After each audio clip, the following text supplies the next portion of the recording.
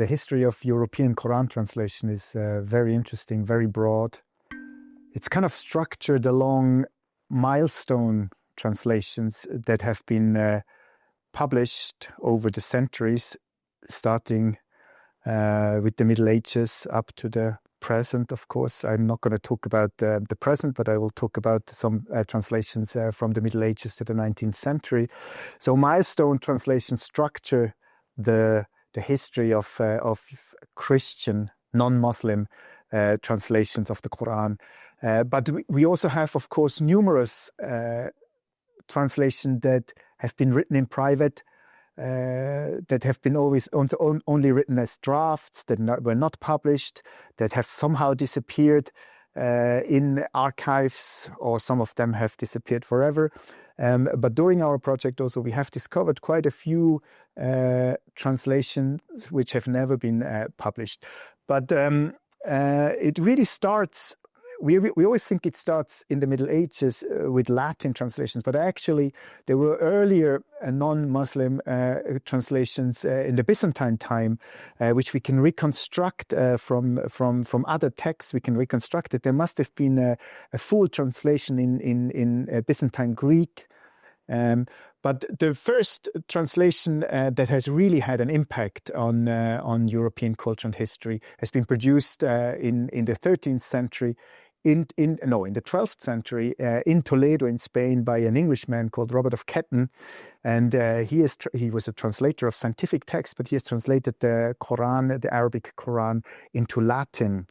And this Quran has been used, has been produced, has been copied as a manuscript, and was used throughout Europe. But obviously there were only a handful, only about 25 copies of this translation. But it had a massive impact because it was printed in 1543. It was printed in Basel. And the print was instigated by Theodor Bibliander, and from this print, it was then translated into Italian, into German, into Dutch, and so over 100 years, from 1543 until the mid 17th century, this was the only available Quran translation in Europe, but it was really widely available.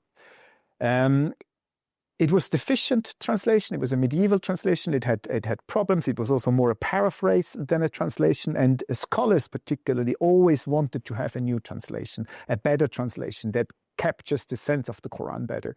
And so we know of many scholars who tried to make a new translation, but obviously it was a very difficult enterprise. So in 1647, a French diplomat, André Durier, produced a much better, much accurate, much more literal translation of the Quran in French out of the Arabic. So this was the first vernacular translation, a very important piece of work that was also used by scholars that really captured the sense of the Quran much better. It was superseded in some ways at the end of the 17th century by a Latin translation again, by a Catholic scholar, Ludovico Maracci, who produced in 1698 a full translation of the entire Quran, based on many commentaries, Muslim Islamic commentaries, tafsir literature. So this was a novelty as a published form that a European Christian scholar would use tafsirs and would also make annotations and commentaries to his translation. But this was also a polemical enterprise, because Maracci wanted to understand the Quran from a Muslim perspective in order to better refute the Quran. So it's really like the end of a long tradition of polemical Quran translations that we have.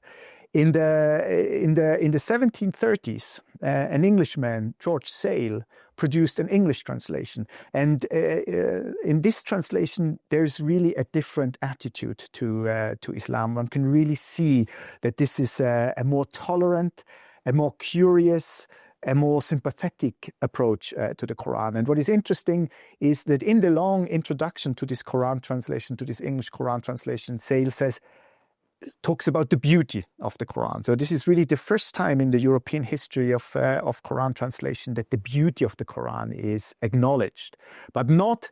It doesn't really appear in the translation. So it takes another almost 100 years until a European also tries to convey some of the stylistic beauty of the Quran. And then that's in the beginning of the 19th century, where the German Friedrich Rückert produces a translation which was never published in full during his lifetime.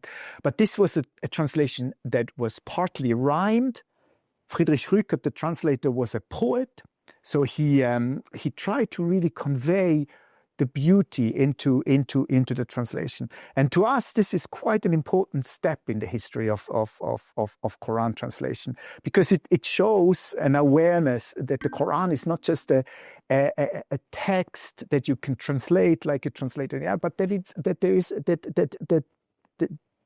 the beauty and the aesthetic beauty of the Quran really is significant, and that it should be preserved. So I'd like to